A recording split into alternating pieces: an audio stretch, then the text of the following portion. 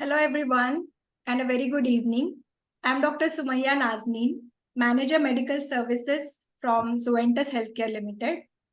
On behalf of Zuventus, I welcome you all for the third episode of Series 2, E-Gurukul, Solving Clinical Dilemmas by Dr. P C Mahapatra sir.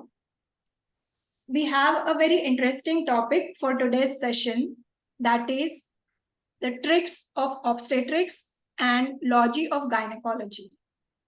And we are delighted to have with us none other than Dr. P C Mahapatra, who is a distinguished personality from the world of obstetrics and gynecology, as we all know. So I'd like to call upon Mahapatra sir to enlighten us on this topic. Over to you, sir. Thank you, Shumaya, and the whole team of Juventus, the medical team, as well as the administrative team and the IT team for this continuation of this program, academic program, E-Gurukul, which has become a really a pressure on me also because my viewers are very much interested to see me and hear to me, and that gives an additional pressure. I'm not whether I can reciprocate it or not, I don't know, but I will still continue as a teacher for teaching till my last breath. Well, this is a very festive season, and all of you are engaged and celebrating the Navaratri, the 5 days before Navaratri and the 5 days after, and starting from Sashti, Saptami, Ashtami, Navami, and Dasami. And Vijayadasami is a very, very, very gracious festival, particularly in the eastern part for that. The first five days, Navaratri has become very popular in the north and west, and the Vijayadashami has become very, very popular in the eastern part of India. And without this feminine energy, nobody can exist. And that is the reflection and concept behind Vijayadashami and Navaratri for that.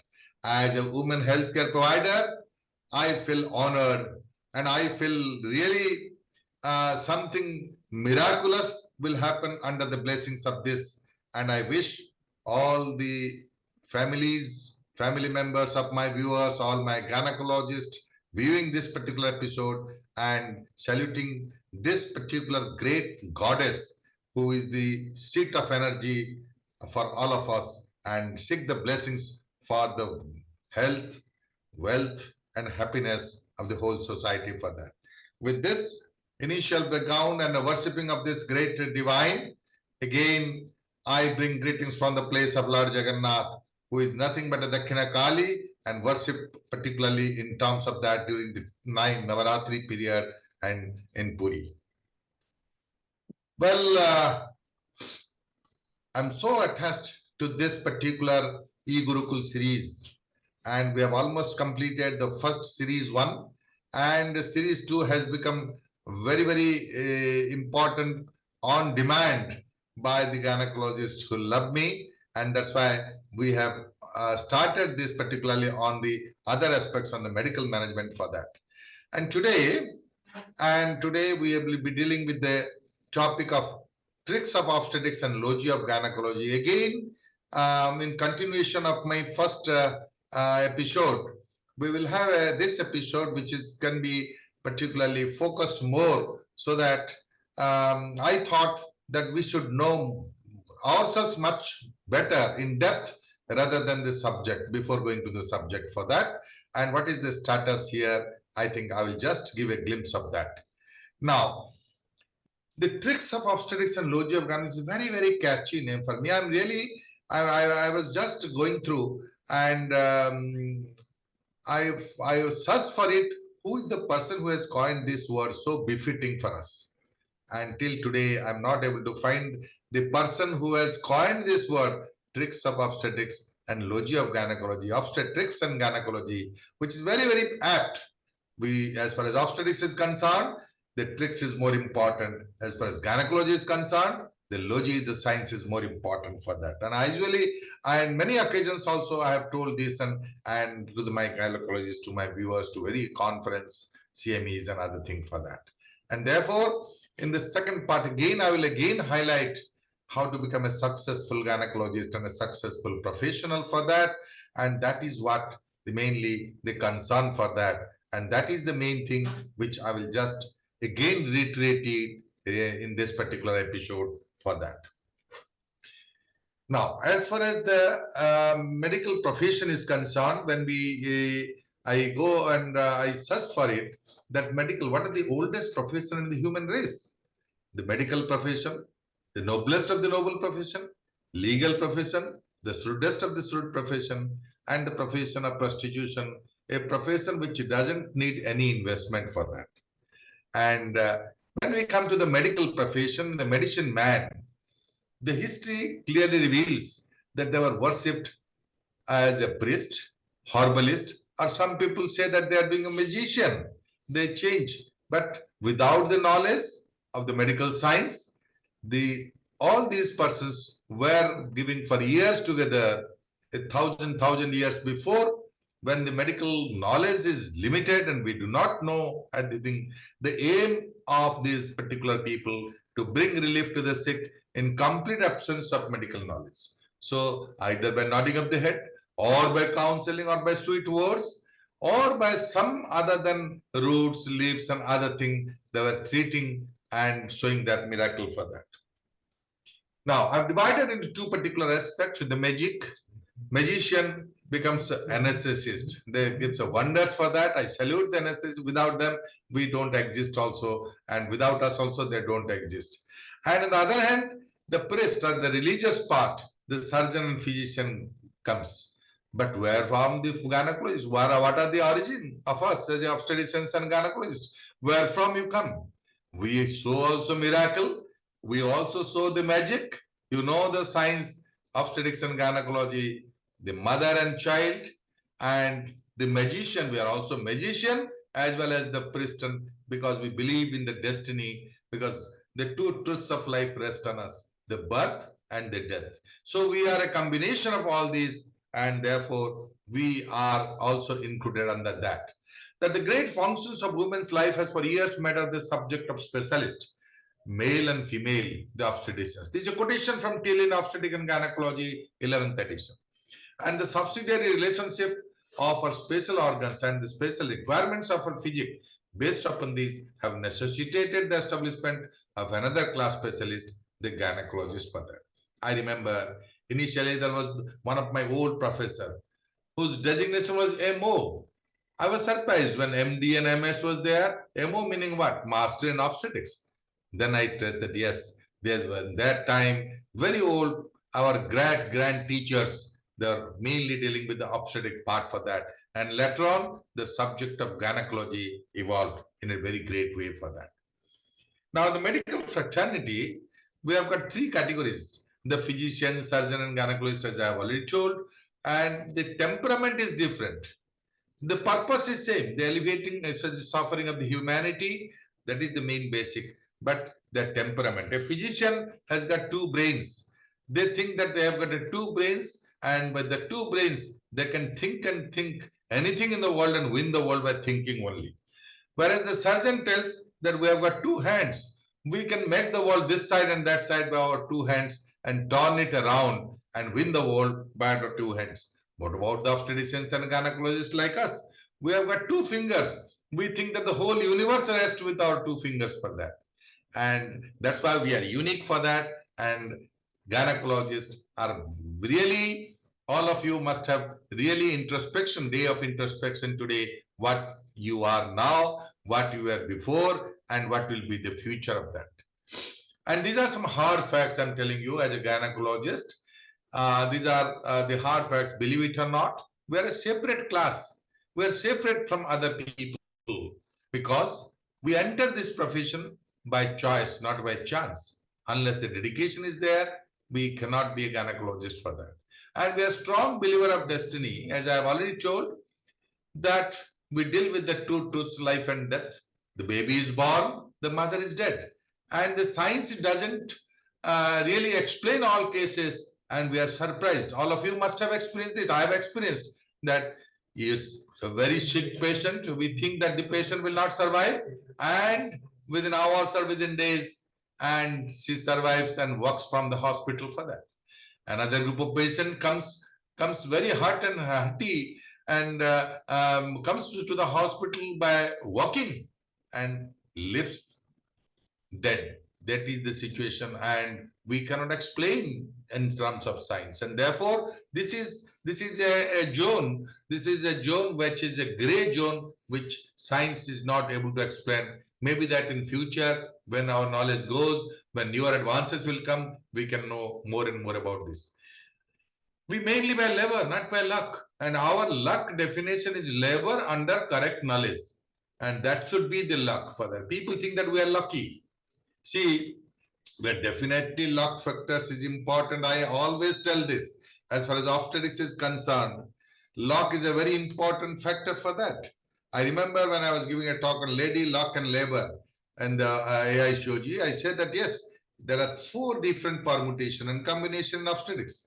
Lucky patient, lucky obstetrician, excellent prognosis. Unlucky obstetrician, unlucky patient, worst prognosis. Lucky obstetrician, unlucky patient, unlucky obstetrician, and lucky patient. These are mixed prognosis will be there for that. And that's everybody has to admit. And I have also felt it during the period of 45 years of my experience in this particular subject, how important this is for that.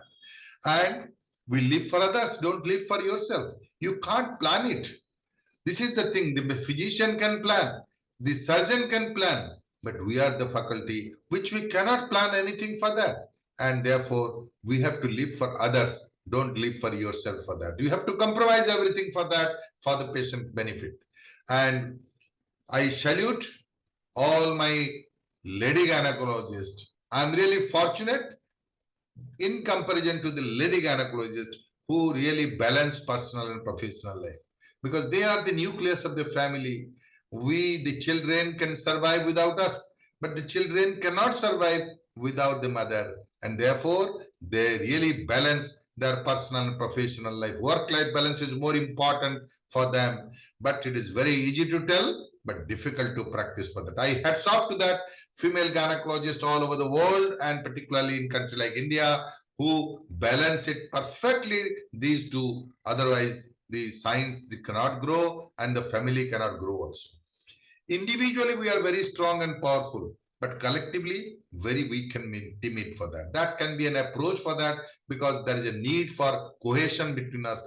We have a lot of cohesion in comparison to the other faculties for that, but still we say that it needs a more of coherence and cohesion and bonding between the fellow, all the fellows of gynecologists, and therefore will be strong, and therefore our community will be stronger day by day and powerful for that. We have a tunnel vision personally. We have a fixed idea. Only one thing, the profession, and don't think of the others. Even 3/4 of the life is spent for profession and don't understand the meaning of life also. There are many things other than the profession, which is within, we are one track minded, and that is one thing. And second important is that we don't have a time for other things to explore the life, and that may be a cause for that. I don't know, but this is really the negative feeling for that, and one should try to adjust with that and give some time for the meaning of life for that. The purpose of life you have to design for that, and you have to find out for that. We are bound to be exploited from everybody. Everybody, the public, the administrators, the authorities, and between our profession also, they exploit us. And we give a very good name as a professional hazard for that. Maybe the whatever name you give it, but this is a form for that. And gynecologists I have seen, they enjoy being exploited for that also. That is the unique quality for that. Even with exploitation also, for few days, they feel very bad, but it is a nostalgic and addiction for that. They cannot leave their profession. Again, they come to the limelight and come to that mainly beginning their practice for that. We are highest ranking in society, but on social. I cannot say that they are anti-social, but on social. Believe me, you have got a very social functions for that, and you have gone there, and in the meantime, an emergency call comes, and you have to come back for that. Even for amusement also, you go to some area with the family, and halfway from that class, you have to attend to the hospital. And that's the meaning of that we are really unsocial. We don't think of future, only lives in present. We don't have an agenda for that. We don't plan our life. We don't plan our future for that. That's the greatest demerit of us. And we always begin whatever is present and give more importance to the present than to the future for that. Another unique quality of us is that a real amalgamation. Any professional, there are many professions who do the professions by utilizing their head. There are many professions who utilize their hand, but we are that category of profession who utilize all these three: head, hand, and heart for that. We have a heart for that. Everybody, you think about it. When there is a stillbirth and you feel more sorry than the patient. Patient cannot know how much involved you are when there is a problem. This the gynecologist sentiment is quite different, that they feel really bad, and people don't understand the feeling of the gynecologist in that particular moment. They feel guilty, they feel they feel that yes, I'm really sorry for that, and that brings out to a different phenomena called empathy. People have a sympathy, other profession has a sympathy. If there is something, they say that yes, there is sympathy. But empathy, I tell that gynecologist has an empathy. Empathy means something beyond sympathy, that you just reflect that position of that patient for you and imagine what you feel for that. And that's known as empathy for that. We have realized that. And lastly, we combine a unique combination of art, science, and commerce. The tricks of obstetrics, the logy of gynecology. If these two are combined, commerce and commerce will follow us. And therefore, now you see that all the other faculties of medicine are envious on us, because all three are unique combination for that. We don't have any religion. It was a humanism is the main religion for that. And therefore, I say that we are separate class by itself. Now, initially when it started as a gynecology and obstetrics, then incorporated the gynecology for the other health issues, then now we find the subspecialties. The subspecialty is growing day by day.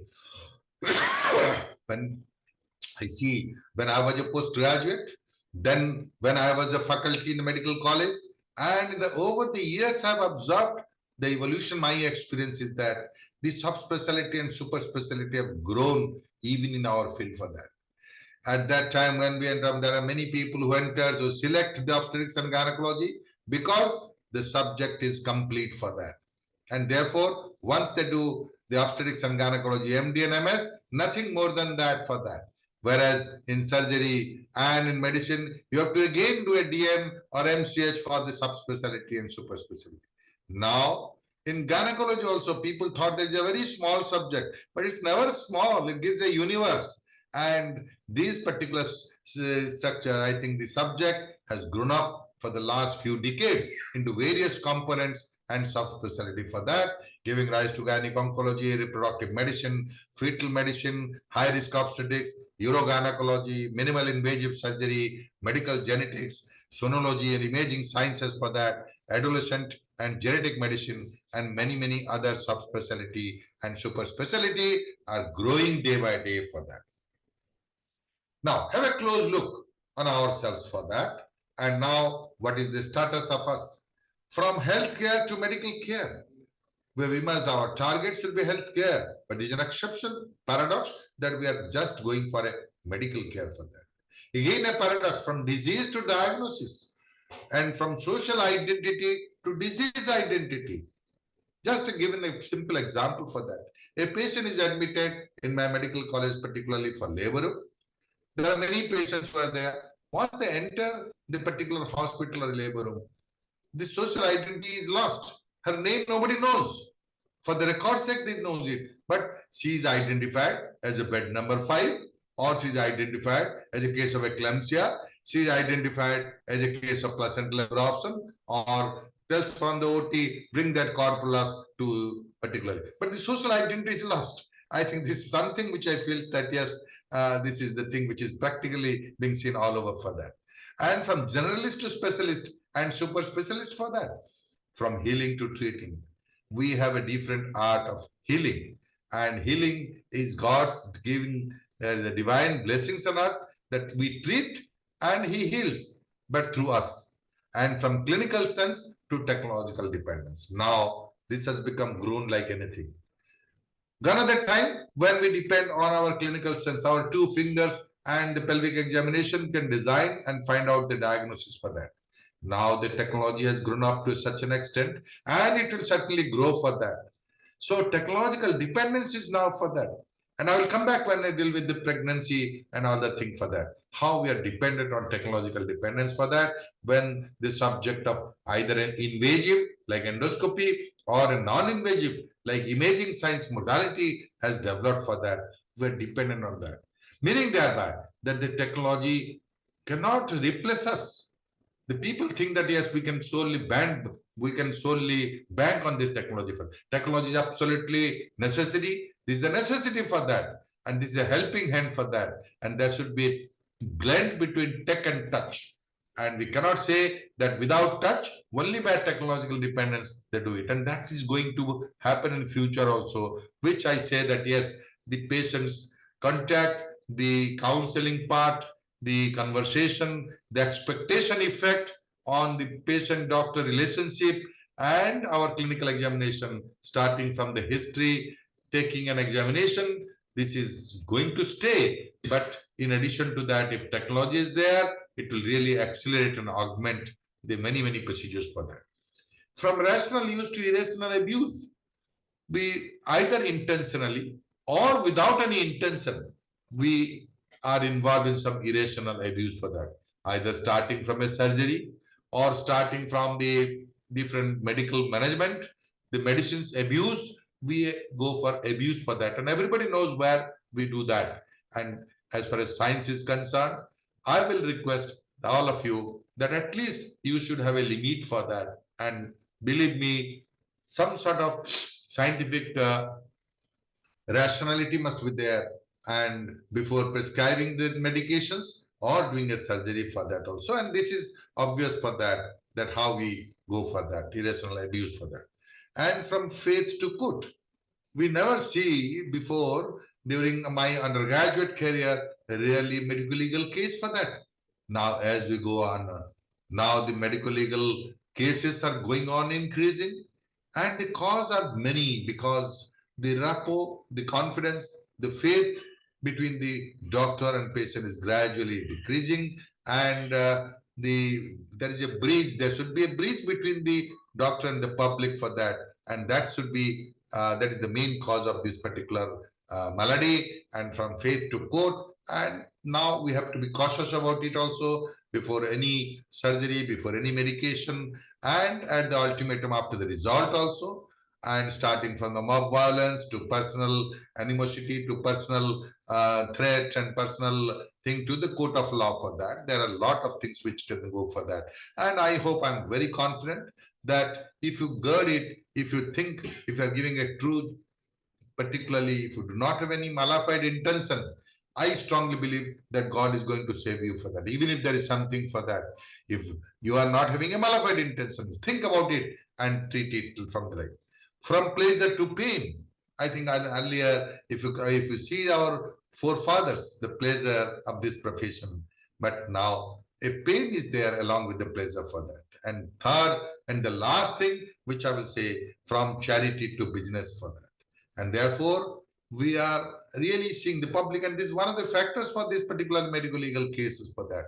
And it is not a business. Health is not an industry. Health is a service for that also. I appeal, I pray always that yes, you may be in any institute, starting from your personal small hospital to a bigger hospital or a teaching hospital. Think about some sort of charity for that.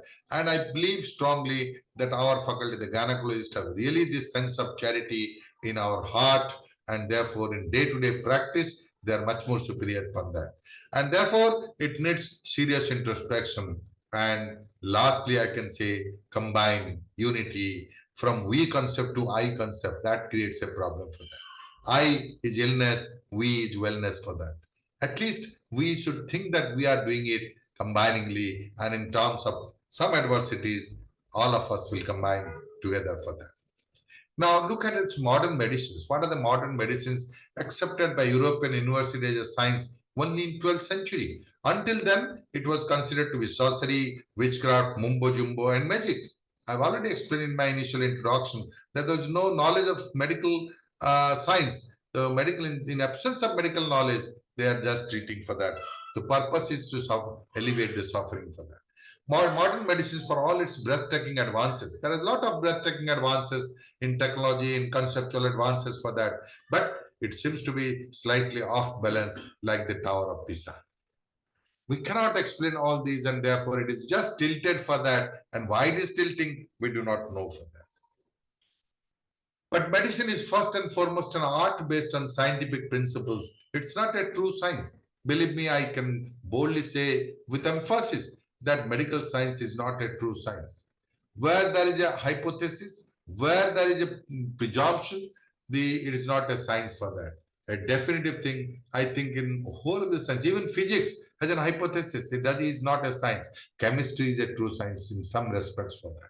And therefore, it's rather an application of existing scientific knowledge for the benefit of suffering humanity. And many people adversely comment on us that this medical science cure rarely, comfort mostly, but console always for that.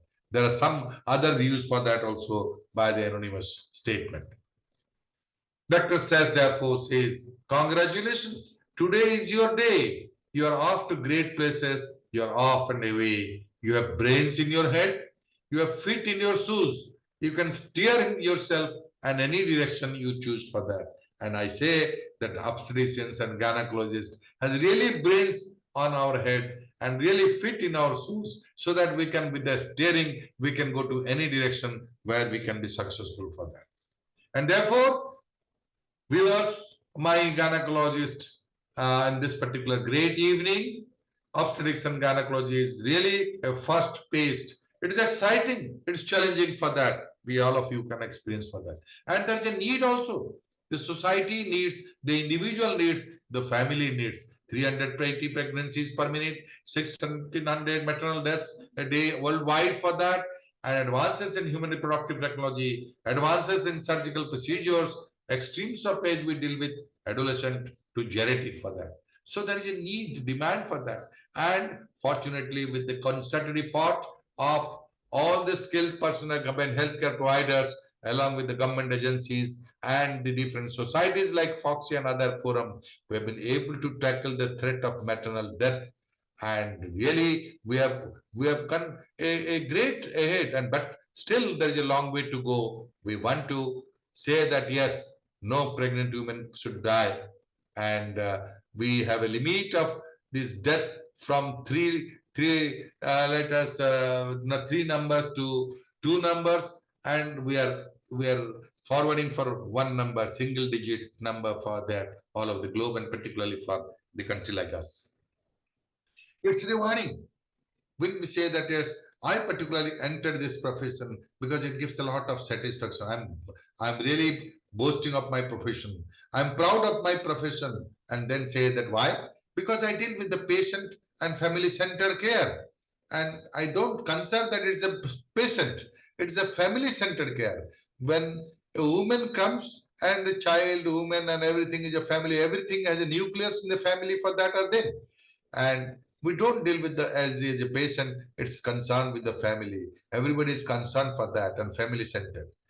There are important life events. We know that if you combine, if you see the life events of the male and the female, there is a clear distinction between it. We have a distinct phases in the female than the case of male, starting from the menarche, the adolescent, the the reproductive age group, the menopause, and the post-menopause. We have a clear distinctive phases in the cycle of women. We do not have a distinctive cycle in the phases of the man for that. And therefore, we deal with that healthcare through life cycle for that.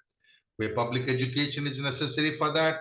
And we are targeting, we don't treat only preventive medicine, both in terms of preventive gynecology as well as preventive obstetric practice is more important than the curative part for that. What are the trends in obstetric gynecology? We have really owned up with the technological advances, with the important concept in the knowledge for that, ultrasound. Not only ultrasound, the whole of imaging sciences has developed to a certain extent. And the man and machine has grown in a exponential growth for that.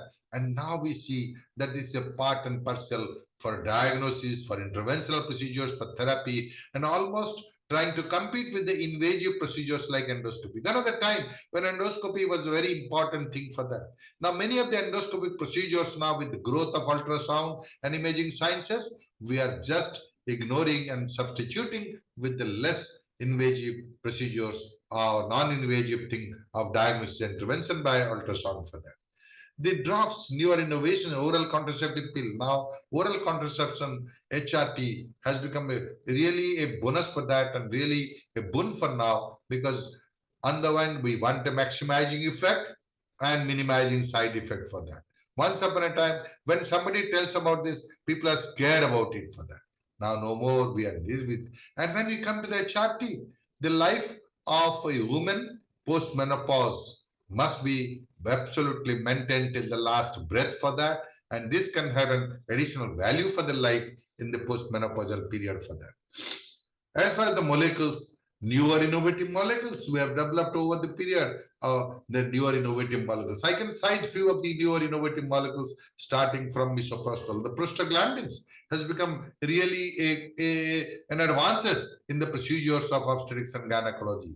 Then some of the newer molecules like the oxytocin antagonist, the etoshiban group. I think the Juventus is a leader for that, and this also has become a really a molecule for that. The Dynogest, the ulipristal, and the carbitocin now has come up in a big way.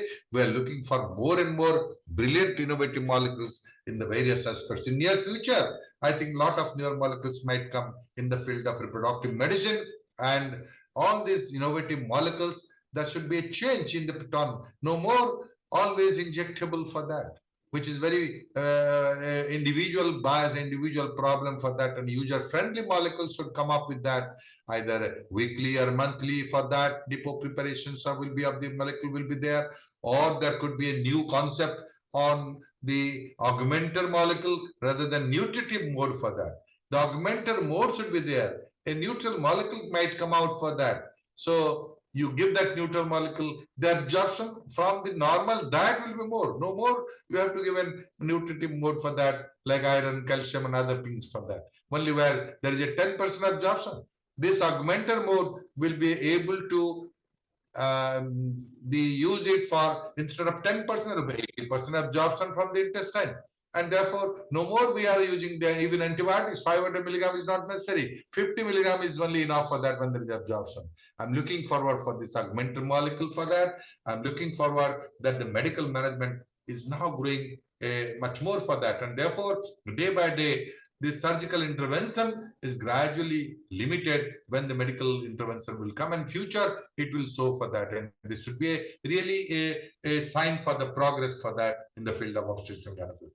Endoscopic surgical advances right from the time of 1980s when it is limited to the diagnostic, and subsequently when the video endoscopy has come out in the late 1990s, and we have done for endoscopic surgical advances for that, and this has become a boon. But it has now come out in a big way for that. We are just abolishing the major surgery from the opening to a large hole surgery to a keyhole surgery to a no hole surgery also for that.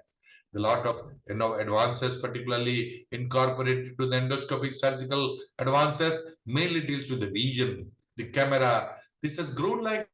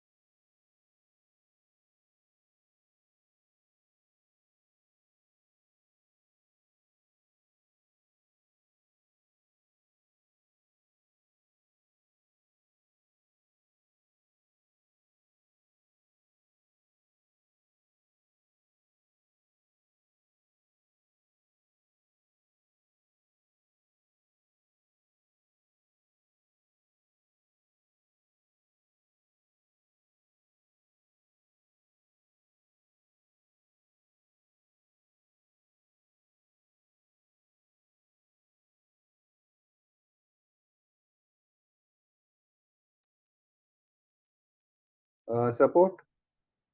No problem at the support end, na?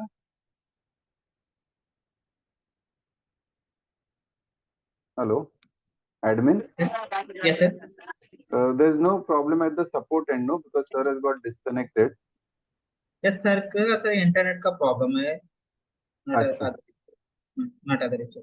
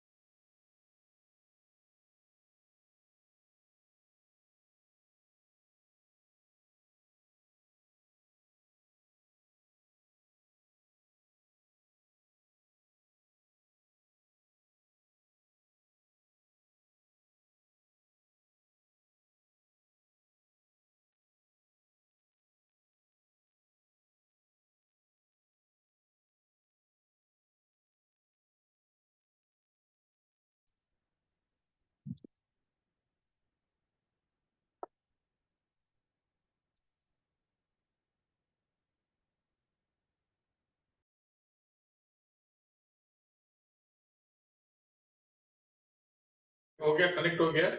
Sound is coming. Hello. Yes, yes, sir. Sound is coming. Now what is the problem? Sorry, I'm really sorry for the little disturbance. I do not know. The technology is responsible for that. Now I think I'm connected well. Yes, sir. Yes, sir. You can hear me, my dear viewers. Big apology for that and regret for that. But we are discussing about the trams in obstetrics and gynecology and up till starting from the obstetrics to the newer molecules to the reproductive technology and the endoscopic procedures. We have a lot of advances for that. We are cool because we are a unique specialty combining medical and surgical skills to address women's healthcare issues during the entire reproductive life cycle from conception to cremation. We are unique in that. I always say, repeatedly I'm telling this, that we are proud that we are healthcare providers from conception to cremation, and starting from the birth till death, we are there with the women for that, and therefore we are boasting, we are proud of being in our profession for that. And at the same time, no other profession will have a variety like us. You will have a variety. In one day, you could spend time doing promotion of women's health issues, labor and delivery, ambulatory clinics, contraceptive or menopause counseling, surgical procedures in the operating room, laboratory or clinical research, ultrasound in obstetrics and gynecology, reproductive technologies like IVF and whatnot. In one day, you can have complete thing for that dedicated to the women's health for that. And therefore, many people say, anonymous doctor, I also quote many times that there are three blunders in life. First blunder to become a doctor. Second blunder to select a doctor as a life partner, which many of you must have. And third blunder to create doctors as a progeny, where some of you must have for that. And I have also done that same three blunders. Not only these three blunders, I've done a fourth blunder in my life because I am a gynecologist, married to a gynecologist, my only daughter is a gynecologist, and my son-in-law is also a gynecologist. I've done a fourth blunder in my life for that, which many of you must have seen by that. But it's by choice or by chance, I do not know for that. Now, coming to the reforms. What are the reforms? We need the reforms, healthcare reforms in many aspects. For that, the quality initiative. Gone are the time, the quantity was mattering. Now the quality matters and quality healthcare matters. And for that, you are responsible for that. The quality, how to improve day by day, the quality initiative. Pay for performance. This is also an important thing. There is no value for money for all equipments for that, and they have to pay. Electronic health record, when digitalization has come up in a big way for that, it is a boon to the medical science for that. Electronic health record is important.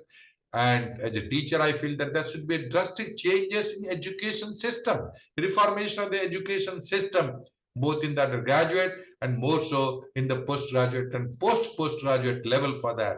The postgraduate training, there must be a complete reformation and revamping of that medical education should be there for that. So that at the end, we must be able to provide bring up particular healthcare providers who can do a justice to the profession and justice to the society and our patients for that. Hospitalist and everything on lastly and a scientific evidence for that. Always we cannot be erratic on that. There must be some guidelines, some protocols, some recommendations, and within the limits of this science with the rationality and scientific evidence, we practice science for that. Now, I always say will and skill really important for all of us as a professional. The skill development, therefore, every day introspect yourself. Every week you think on one day what wrong I have done in this and what could have been done to improve my scene for that. So skill development is ultimately, it boils down to the result. Everything boils down to the result. And if the result is good, everybody will follow you for that. And therefore, there are steps of skill development. Say, for example, from the time of training, when the clinical materials is more, simulation is not desired for that. As we find the clinical materials is gradually coming down, or the group of the postgraduates or the trainees are more, number is increasing, we are not able to have a one-to-one, and therefore simulation has a great role for that. And the simulation as a form of a learning is a very important thing for that. Mental imaginary, mental practice, very people should be prepared. The will should be there for that. And web-based learning today, we are now, Corona has given us opportunities. We know earlier to Corona, pre-Corona about the different digital-based or web-based webinar for that. But now, during the time of Corona, and we have done the first series of cases we have done during the Corona period, and we really see the benefits of this web-based learning for that. And that is why you have given us and you have pressurized me to continue this particular program for that. Initially, I was not very much interested for digital, more interested. I say that I am physically strong, but digitally very weak. Now I find that I can have an interaction with thousands and thousands of my viewers for that. And therefore, I must say that yes, web-based learning is absolutely important for that. Teaching and training in our operation room, that's important, teaching and training. We're doing a lot of workshops. And the workshop, the hands-on is very important for that. And therefore, surgery is a part which needs a guru or which needs a teacher. Under the guidance of a good guru or a good teacher, you see and you assist, you do it under that, and teaching and training module should be there for that. Ultimately, it gives rise to a good skilled doctor because skill is important for the professional. The greatest wealth of a professional is acquiring a skill. Once you acquire a skill, forget about it, everything will follow you for that. And surgical skill assistance, you must have it from the mentors for that, and you can really master it subsequently for that. So now there is a change from earlier we were saying that yes, see one, do one and teach one. It has changed from this concept to read about and see several, do many from simulation to our experience, and teach using effective and constructive feedback. You combine this, you can really be a great thing for that and a successful gynecologist for that. As a human being, to err is human, and that how it is there for that. Error results from physiological and psychological limitations of humans for that. And the causes of error are fatigue, workload, fear, cognitive overload, poor interpersonal communication, imperfect information processing, flawed decision making for that.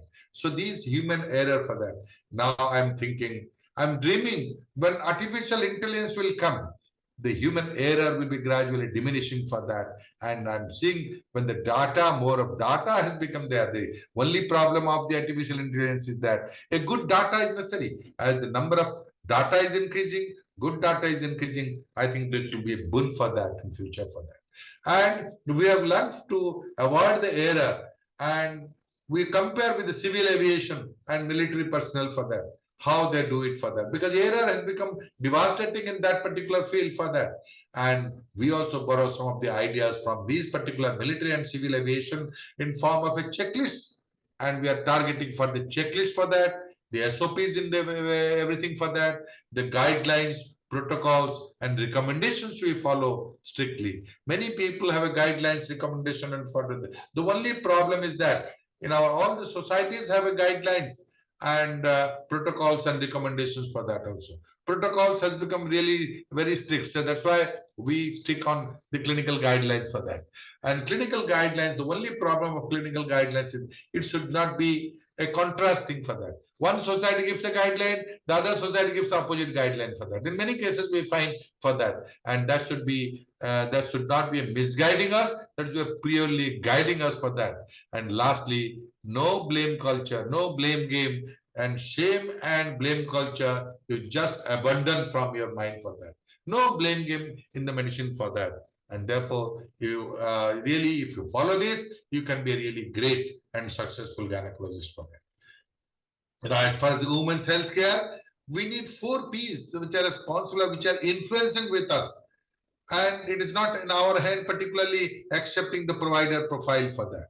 The patient profile, the public profile, the provider profile, and the process profile. It's very difficult for that part of the human being to integrate all this profile and do the justice to the patient for that.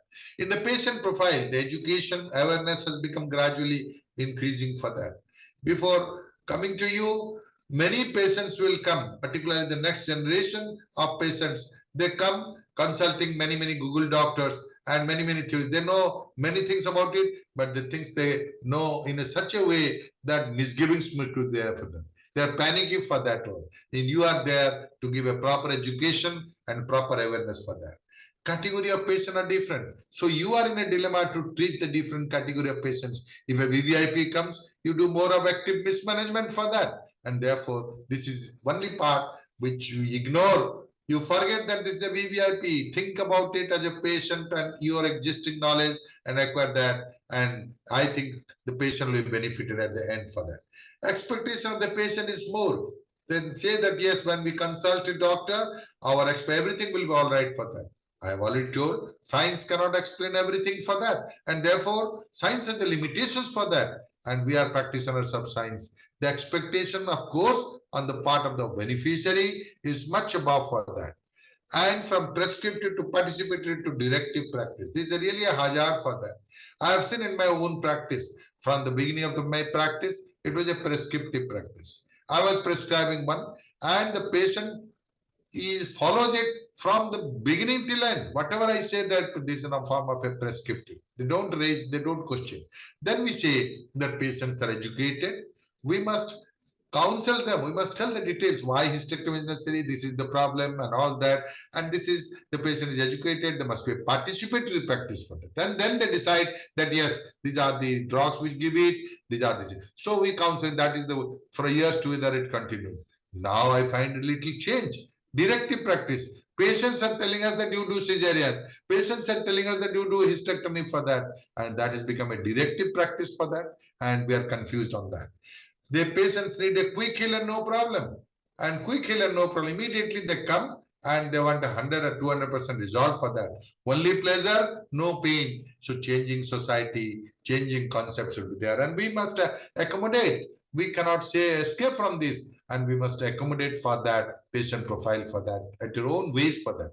Public profile awareness has become grown up. The media, the knowledge, the IT, the internet and all that has given rise to a lot of awareness. Educational status of the patients have been increased for that. And more so, the attitude towards profession, our profession has become little really adverse for that also. And that also creates problem when something happens for that. The role of media, the legal perception and undue expectation. These are the 3 factors in the public profile which is affecting us in our day-to-day practice for that. And provider profile, again, I will see the first and foremost thing is a will and skill for that. If the skill is increased, I think that's really a unique thing for that. Your attitude and aptitude should be there for that. You must acquire a full knowledge on that particular skill. And not only knowledge, acquiring a skill. And not only skill of technical skill, non-technical skill is also required for that. And that will lack it. Only one track mind, we are targeting for the technical skill for that. And of course, I salute my teachers, the role of mentors. I think role of mentors is very important for that. And always introspection and learning attitude. Every day, there is no age for learning. Every day in the age, even also today, I am learning, I'm introspecting what wrong I have done it for that. That attitude must be there for that. And of course, work-life balance. You have a family for that. And you have to do something for that. You have a responsibility for the patient. You have a responsibility for the family. and balancing professional and personal life. I do not know how you maintain, and there are various methodology which I have also tried for that, but in many patients, many cases I failed, and in few cases I have become successful for that. Now, process profile, wherever you work, there must be a congenial working environment for that. The system simplification should be there. The policies and programs for women's health should be there. The role of ancillary personnel should be there for that. So everybody has a different place of working, and they are not deciding factors for that. A government system should be there. A hospital administration system should be there. And therefore, you have to cope with that and adjust with that to be a successful professional for that. These are methods of skill development, which again I must reiterate, the postgraduate training I have told, this is the fundamental thing. During the time of post-graduation for 3 years, I think this is a very, very important period in your life for skill development for that. And I always, as a teacher, find what are lacunae of this training, and revamping of this training and education is the need of the hour for that. And role of mentors, just by virtue of becoming a professor, you don't level yourself. I don't level myself as a mentor by simply acquiring a degree of a designation as a professor for that. I must, science is changing, it is dynamic, and as a mentor, I should also grow. And that's why I should also continuously become updated in knowledge by reading, by surgery, by everything. Wherever I do, we do it also. I think it's not the mentees who will do it only. The mentors is also responsible that the mentees will augment the knowledge of mentors, and mentors should have and teach you to know more and more things till the last breath for that. Specialized training is necessary for that. In post-graduation, we give a basic fundamental training for that. But after that, you need a specialized training in the different faculties. Suppose somebody wants a different specialty, he should be, after post-graduation, it is not possible during the 3-year period to level this. But the fundamental should be strong during the 3 years postgraduate, and specialized training is necessary. And this training should be ongoing learning skills. As I have already told, there is no limit for age for that. And learning from practice and introspection, whether from the failure, learning from lessons from the mistakes you have done it for that. If somebody tells that, yes, this happens and all that, casual, and that they cannot grow for that. And therefore, if there is a mistake, you should learn from your own mistake and gain from your mistake, learn from other mistakes also, so that you can be really proficient for that. And there should not be an ego. You should have an ancillary help. You should take help of your own colleague when needed. You should take help from the other faculties like surgeons, the physicians, as and when required for that. And lastly, you must do some search and research purpose for that. Have a bent of mind on research. I think clinicians are clinicians, surgeons. You primarily the research comes out of that also. I don't mean that don't do a pseudo research for that. But simply paper also, it doesn't suffice for that. But you have an academic bent of mind, and we are clinical disciplines for that. And if you target for that, automatically, if you think about it, a lot of innovative ideas will come to you for that. Now, what is the tricks of obstetrics? Tricks of obstetrics, let me start and then end with the Logy of gynecology, and the last part to be successful gynecologist. These are the uniqueness of obstetric gynecology. Rule of 2. I always say rule of 2 is there with the gynecologist and obstetrics. Obstetrics and gynecology, the tricks of obstetrics and Logy of gynecology. 2 finger, ring finger and middle finger are the predominant finger of us. 2 beings, mother and child. 2 routes of delivery, vaginal versus abdominal. 2 professionals, pediatrician and anesthetist, we must bank for that. 2 phenomena, at times many times we smile, but at times we cry also. And that is a combination for that. There are 2 truths in life, birth and death, I have already told. And aftermaths, what are the aftermaths? Either the worship or rebuke for that. I think we and God are same. Till the work is done, we are worshipped for that. There is a difference after the work between God and doctors. God is forgotten, but doctor is not forgotten. Doctor is rebuked for that. That is the difference between these 2. Now, coming to the skill development, I will just emphasize there are technical skills, there are non-technical skills. The focused areas in obstetrics regarding the technical skill. In obstetrics, what are those? pre-pregnancy counseling has become a very important. Pre-pregnancy care or prenatal care has become an important component for that. In antenatal care, there is a drastic changes in the concepts in antenatal care. No more the clinical examination and blood pressure measurement, taking weight, urine albumin, fundal height, that was limited earlier. Now there is tremendous advances in the concept of ANC because we have to go in depth into the fetal compartment because of the innovations of the ultrasound, the imaging sciences and other chemical, biochemical monitoring. We go deep into it. Intrapartum assessment, there's a lot of pitfalls for that. Even if we do that, yes, whatever the CTG we do it, the tachodynamometer we do it, the fetal blood sampling we have read it for that, acidosis. There are a lot of pitfalls for that. And even the monitoring methods, intrapartum fetal monitoring or antepartum fetal monitoring, there's a lot of I think human error which is there for that. And this is an area where the scientists and obstetricians dealing with the subject, incorporating the artificial intelligence in that. So there is a lot of studies in the world that yes, artificial intelligence, you do it, apply the artificial intelligence in addition to the CTG. I think the human error is obliterated and you can find a really improved method for that and accuracy for that. So intrapartum assessment, there is a lot of pitfalls. I always dream of, we have grown up in computer, we have grown up in electronic gadgets, and we have grown up till the stage of artificial intelligence. We want with that a single fetal sensor should be there. You apply the sensor during the time of labor and the interpretation, the artificial intelligence will say that yes, normal delivery will be there. And on the other end will say that the fetus, my life is only 1 hour, my life is 2 hours, my life will be absolutely normal if I go vaginal birth. How simply the obstetric practitioner will be there. You get it from the technology, the aid for that, the decision for vaginal delivery or cesarean section, they will give, artificial intelligence will give it. And the condition of the fetus will give it for that. And therefore, it is a really no more a stress for the obstetricians for that also. And we do not know there are multiple factors involved in obstetric practice in the labor process for that. And we do not know, every patient has become different. We do not know, and therefore we land problems in some cases. We cannot say that yes, science tells us like that. So there is a lot of improvement in intrapartum physio assessment, though nowadays intrapartum sonography has come in a big way, and artificial intelligence incorporated to the fetal surveillance methodology will really go a long way in advances for that.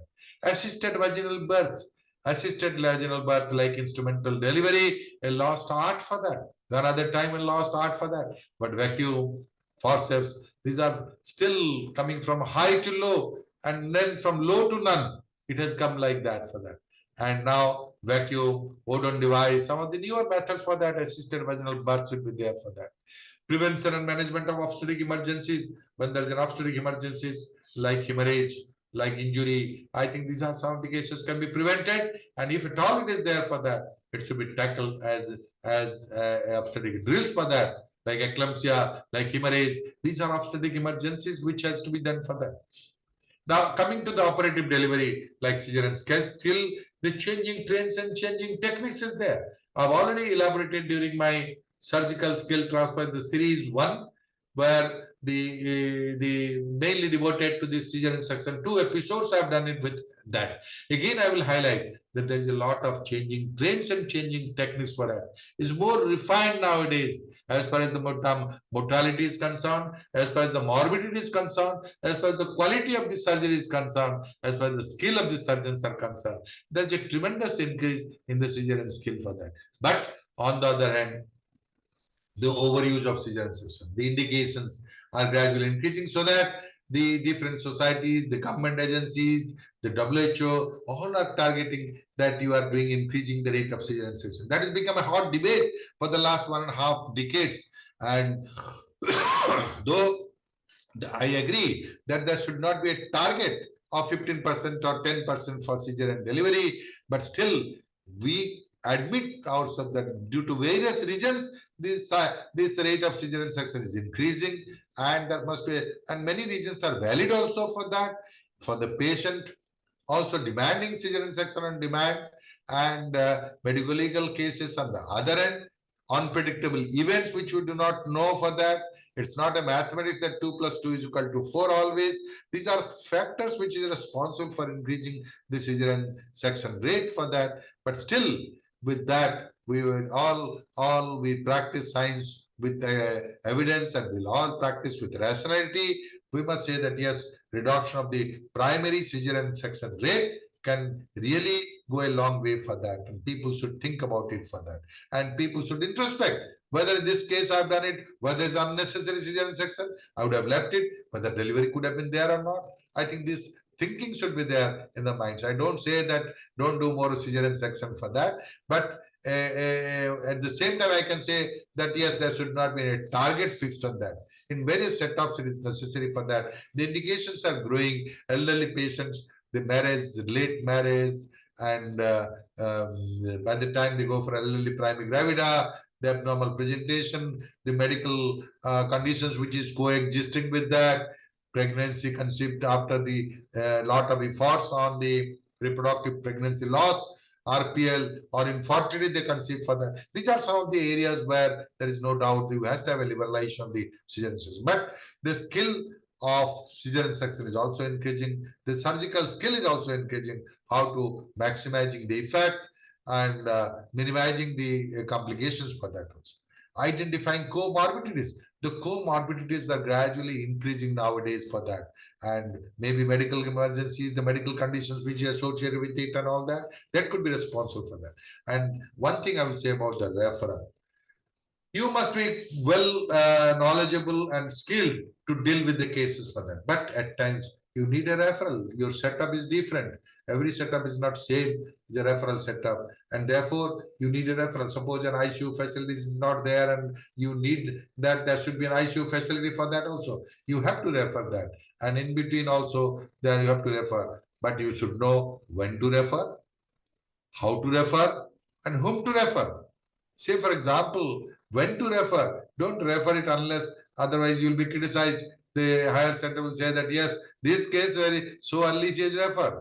If you refer late, so late he is referred. You are undone for that.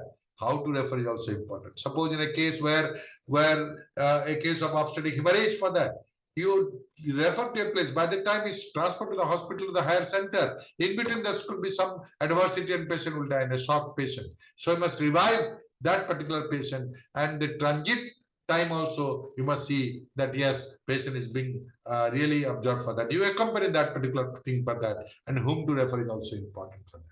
To whom to refer, this is also important because your life is at stake when you refer a patient, and that time slightest small adverse comments on that particular thing will have a boomerang effect on that particular. So this is important. And critical care in obstetrics, this has become a really one step ahead of that in current situation of practice, where the comorbidities are there and there are sick patients who are there. You need a HDU or an ICU facility for that. In all medical colleges, in all referral hospitals, in all tertiary hospitals, the ICU facilities must be there for that. And obstetric ICU must be an important part for that. And the obstetricians and gynecologists should be aware of this particular thing, and they should know a little bit of about the critical care in obstetrics. These things come to my mind. Just last month, I did a particular conclave with 500 gynecologists on critical care and obstetrics and gynecologists, and did a whole day program on that. It was really a brilliant thing. I thought that yes, this should be there for that. Critical care is something which has to be known by the gynecologist for that. And of course, the postpartum management. And lastly, the documentation. We lack in documentation for that. This is the truly demerit of us. Even I am responsible for that also in my whole life. Documentation is not very accurate for that also. I insist that as far as possible, you document it for that. Now, coming to the details of these components of ANC, antenatal care, the antenatal education. Now, patients are elite, patients are knowledgeable. So, antenatal education should be there right from the time. You just examine the patient, take the blood pressure, see the fit lot, and just advise iron calcium and then dispose and come after 2 weeks. That's not enough.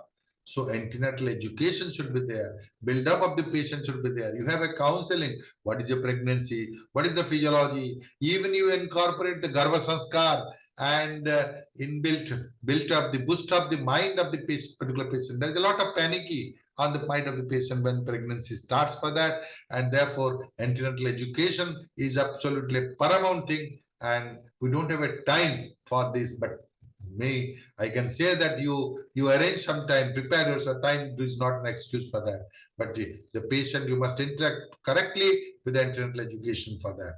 And screening for maternal complications, you should have a screening for maternal complications. Nowadays innovative methods are there. You screen it right at the beginning of pregnancy, and you can know which are the cases we can go for a preeclampsia for that. So maternal complications, screening for fetal complications is important in the aneuploidy screening and all that as a part and parcel and advances in antenatal care for that. And immunization protocol, it's not only tetanus toxoid immunization, the various other immunization nowadays with the communicable diseases and particularly the viral diseases which has grown up like anything, and these are the cases where the immunization protocol should be really mandatory for that and expanded for that. Interventional strategies, you just preventive obstetrics, and wherever you find something problem for that, interventional strategies during the ANC is absolutely necessary. And last but not the least, a birth preparedness. You have given a date, expected date of delivery is this much and all that, but closer to the expected date or even before that also during the part of the antenatal education and counseling, birth preparedness should be there, both in terms of mental preparation and physical preparation, where to have a birth delivery place and delivery persons and the institution, and this preparedness is be there for that. And many cases we have got in places where the government is also going for the transit home for that. When the communication transport is difficult in a remote rural area where the hospital is not necessary, and we are really targeting for 100% institutional confinement. That is the only way. That is the way where we have reduced the maternal deaths to a considerable extent in a country like India, and still there are places in hilly areas and where remote areas where the transport becomes a real problem. They usually have a transit home, and the government in many places, I don't know how far in other states is there for that. We have a preliminary in Amai state, it has already started for that, a transit home for that also. Now in the digital era, we can have a digital marketing, digital tracking of that particular patient right from the time of pregnancy and cover and have a very good favorable prognosis as far as the mortality and morbidity is concerned for that. Now, the contents of the care. What are the contents of the care? I've divided into two important aspects. The one is the booking visit and then the subsequent visit for that. This will rationalize the ANC for that. The booking visit, when the patient comes to you, importance of preconception care. If it comes before pregnancy, you must give it. And when it comes to the patient, first is diagnosis of pregnancy, whether it's a normal pregnancy or an abnormal pregnancy. There are many cases when it comes in early trimester, the abnormal pregnancy like an embryonic pregnancy, abnormal pregnancy like a threatened abortion, abnormal pregnancy like ectopic pregnancy or a molar pregnancy or some other abnormalities you can diagnose for that, a twin pregnancy or something we can diagnose for that. So diagnosis of pregnancy, no more the diagnosis of pregnancy rests within our undergraduate career and postgraduate career. We are giving a lot of importance on a clinical exam. There is nothing. No ultrasound was also there for that. In all cases, by the two fingers in the vagina, we see the size of the uterus, the consistency is soft, and Hager sign, Palmer sign, Jacquemer sign, all these were there. Now, no more these are valid for that. And these are all clinical guesswork is there. So diagnosis of pregnancy has become more clear-cut by the advances in ultrasound for that. And this can be good. Not only diagnose pregnancy, the gestational age accuracy. Accuracy of the gestational age is important as we go right from the beginning of pregnancy till end. At the 1 week, at the early trimester, first trimester, the variation of the sonographic gestational age with the clinical gestational age is 1 week. In the second trimester is 2 weeks, and in the third trimester is 3 to 4 weeks for that, even with the sonography also. But the gestational age estimation is very, very important to know the expected date of confinement for that.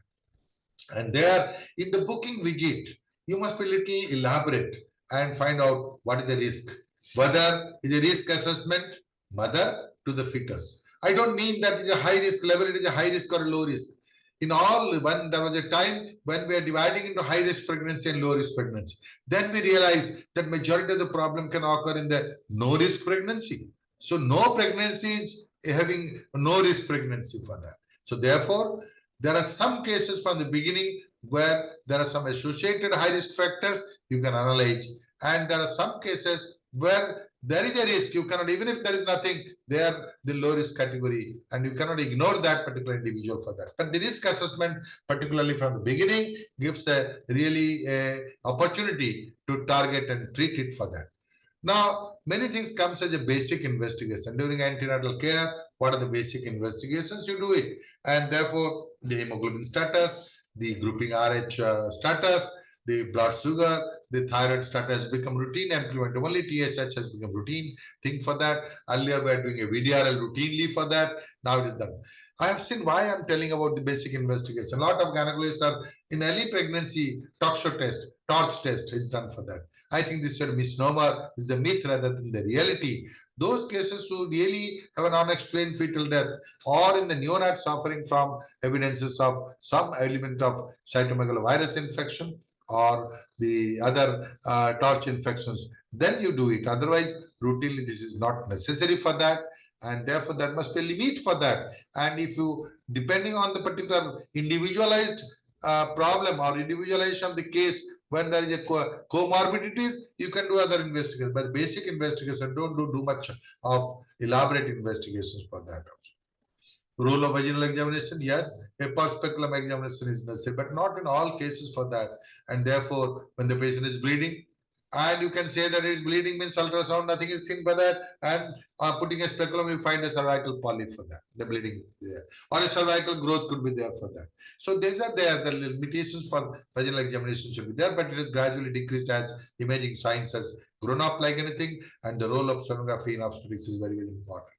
I always say, again reminding that a obstetrician is never a complete obstetrician without the knowledge of sonography, and gynecologist is not complete gynecologist without the knowledge of endoscopy for that. And therefore, role of sonography is absolutely important. Place of biochemical test. This is important, and add to the aneuploidy screening for that. And role of sonography, starting from the early pregnancy, you do an NT scan. It becomes routine in the social and Society of Fetal Medicine. SFM has really emphasized it, and this is of value for that.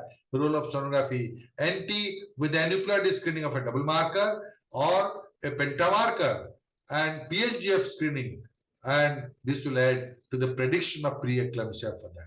So place a biochemical test, no more the quadruple marker, the triple marker, or even quadruple marker for that. And therefore, the biochemical test is very, very important for that. Another time when we see the down screening is only related to age. Now we find that yes, down screening can be there in a younger age group. So now I'm more focusing. It's my personal view. I may be wrong and all that. But NT, I do it. Even I do NT and NIPS in all pregnancy. Non-invasive prenatal screening, I do it for all, because initially the NIPT was costing more and it is not affordable for that. And therefore, when I did in my own studies, 1000 cases of NIPT, only 18 cases I got over a period of years. 18 cases where the 18, 13 and 21 is positive. So I thought, why to do so much of invest? I asked my genetic lab, and they said that yes, if I told them if you do these three, what will be the cost for that? And they are doing it with 3,500 or 4,000 rupees for that. And therefore, I have made a routine for the last 1 year, routine NIPS screening for all. I don't want other whole genome sequencing for that, all chromosome analysis. I want these three, and they are doing, that is affordable. Patient can do that for that. So therefore, aneuploidy screening is important. That must be there in all pregnancy for that. And in addition to the aneuploidy screening, the prevention or prediction of the preeclampsia is important, with or without color Doppler in that case. Medications, nutrition has to be given for that, and always counseling for that. And all visits, you do a good counseling, and that will boost the morale of the particular patient, and pregnancy can go. Now, the subsequent visits, what are the subsequent visits? There is a confusion about the number of visits. Many guidelines has differ. How many visits will be there? Initially, when we say that yes, 11 to 13 visits include from the first trimester till the last, till the delivery we do it. Then the problem of the more number of visits should be there, and SUG guideline and other FOXY guidelines should be there also. There 3 to 5 visits should be there, 5 visits out of which 2 visits must be there in the late pregnancy for that. So that will depend on the pregnancy status for that. Patients requiring more visits, say for example, a comorbidities, a diabetes mellitus, a JDM will require more number of visits for that. A IUGR that requires more number of visits for that. So this is an individual judgment for that. But the quality of care should be good. Interval history, interval sonography, clinical examination, maternal serum screening. I always say screening for GDM has become a routine thing for that. After DIPSI associated with the FOXY, I think we have really done a great deal for 75-gram routine screening for GDM and one step test for that DIPSI criteria. And hats off to Dr. Sesia for that. Role of sonography. Earlier, sonography, I seen the evolution of sonography in pregnancy. Only one sonography was there, 18 to 20 weeks for the TIFA scan, anomaly scan. No more for that. But now the pyramid has reversed. I think 11 to 13 weeks is more information will be there. Not only it can give evidence of NT screening, not only it can give an early congenital malformation and assist it in predicting some of the comorbid, some of the future complications like preeclampsia. The gestational age accuracy is more important also for that. So 11 to 13 weeks has become routine part for that. then the anomaly scan should be there. And in selective cases where a fetal echo, in some cases where there is a previous history, and of course in the late pregnancy, interval growth scan is absolutely necessary, one between 28 to 32 weeks, and then subsequently also for the fetal. Otherwise, we have seen the stillbirth is more common from 34 weeks onwards for that. If you find an IUFD, there is a graph which has been seen that up till 24 weeks and beyond up till 24 weeks, this is more common, and after 34 weeks, this is more common. From 24 to 34 weeks, the fetal profile goes uneventful and normal in normal cases for that. So therefore, more frequent interval growth scan should be there in the subsequent pregnancy for that. Screening for Rh antibody is routine part for that, and therefore purpose, frequency, detailing, interpretation, and reporting of the sonography is important. And here I give importance to the gynecologist or obstetricians doing sonography alone rather than the radiographer for that. I know that there are some radiologists who do good sonography, particularly this SFM people, Society of Fetal Medicine, who in depth for that when the newer machines have come in a big way for that. Now, place of color Doppler. People think that color Doppler is really unique thing for that. But basic sonography, color Doppler is not necessary in all ways for that, but it is certainly important. Color Doppler is important for prediction of preeclampsia and early pregnancy and in cases of fetal growth restriction. So FGR or IUGR, the color Doppler is really important in obstetric practice for that. Importance of DFMC, clinical criteria, you cannot ignore for that. And importance of weight gain, clinical criteria, you cannot ignore with advances in that. Now, after that, you continue the antenatal care, then the birth preparedness. I tell again emphasizing these two words, expected date of delivery versus expected period of delivery. This is more expected. EPD is more important than EDD. EDD, you give a date, hardly 4% will deliver on that particular day. 80% will deliver 2 weeks before and 1 week after. That is known as an expected period of delivery for that also. So EPD. And therefore, in some cases also there can be a preterm labor which requires preparedness in early cases for that. And therefore, very important is a birth preparedness. When we are talking about institutional confinement and ignoring about the domiciliary delivery, this is very important that the place, the institution, the place, the person, and the whole team should be involved in that. So I give importance on expected period of delivery. You always say that you give a date, people think that on that day I will deliver. So they call just 1 week before the relations, the mother and all that to be there. But unfortunately, 2 weeks before the delivery occurs when the mothers are not there for that. So therefore, you must convince that yes, expected period of delivery is a different thing for that. So therefore, there is a need for perinatal education class and antenatal education class has to be there for that. You just do not only counseling, but different exercise during pregnancy, advice regarding nutrition during pregnancy, the different, the husband and the different party interaction with the relations should be there for that, and deciding the place of confinement for that. And that has to be really, whether it's a first level at a primary level or a tertiary care level, you decide for that. And care providers should be there level wise, put expertise, the facilities, all things could be there for that. But one thing, the birth preparedness, I must really emphasize on that. So what is the future? In future, what we need? There is a need for reducing number of visits, recognition of the vital periods of gestation when the ailments will occur. When there is a problem, you identify the vital periods of gestation, and prevention of prediction of abnormalities, both maternal and fetal. The role of simple non-invasive test for screening, and rather than an invasive method for screening for that. Improved imaging techniques.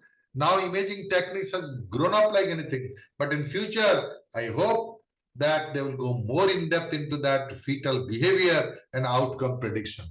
Fetal outcome prediction could be there. By sonography, we have learned many things, but I expect from the sonologists to see in the future that the outcome they will see, that this fetus, the duration of the fetus, fetal life is 4 weeks or 2 weeks or 6 days or 1 day. So these are the things of fetal behavior and outcome prediction.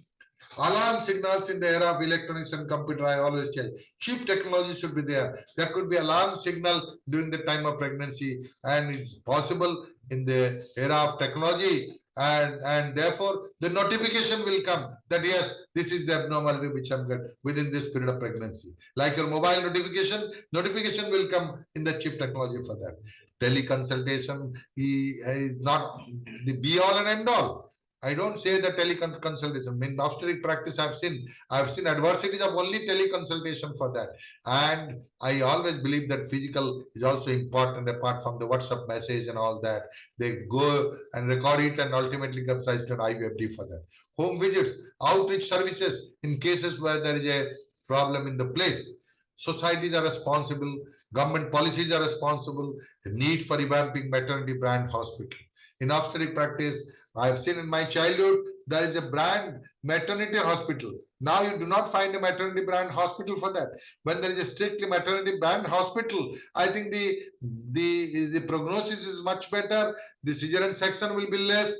The patients are prepared whole day. The whole team is prepared for one purpose, for obstetric purpose for that.